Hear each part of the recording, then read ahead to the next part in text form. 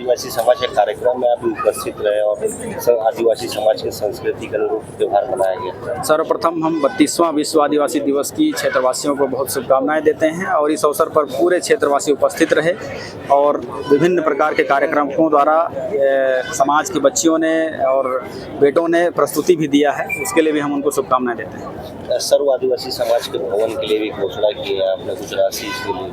ये घोषणा हमने पिछले विश्व आदिवासी दिवस के अवसर पर हमने किया था कि अगले आने वाला जो कि इस साल है उसमें हम लोग भूमि पूजन करेंगे और हम इसके लिए हमारे सरकार को भी हम धन्यवाद करते हैं कि उन्होंने इस प्राथमिकता को दिया है और करेक्ट इसी समय पर हम आज सूर में बनने वाला जो भवन है उसके लिए भूमि पूजन किया है, जिसके लिए विधायक मद से 10 लाख की राशि भी जारी की गई है। जब प्रत्येक वर्ष देखा जाता है कि लाल बहादुर शास्त्री स्टेडियम ग्राउंड में ही विश्व आदिवासी दिवस का इकलौता कार्यक्रम होता है, विभिन्न टुकड़ियों में बढ़ करके भी कार्यक्रम क्षेत्र में हो रहे हैं और आपने खुली चेतावनी भी दी है जो लोग आदिवासियों को तोड़ने का काम कर रहे हैं। बिल्कुल, ये सख्त चेतावनी है कि जो समाज को तोड़ने की कोशिश करेगा समाज उसको तोड़ेगा और ये ऐसा दौर पहले कभी नहीं हुआ है।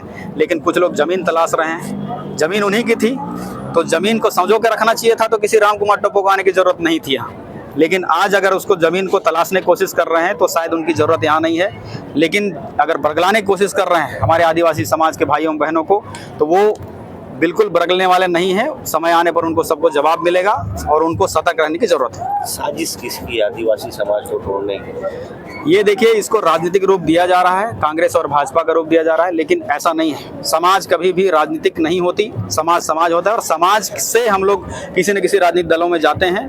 अगर कोई ऐसे करने की कोशिश कर रहा है तो वो सब जानते हैं, उनको सतर्क रहने की ज़रूरत है। ठीक है।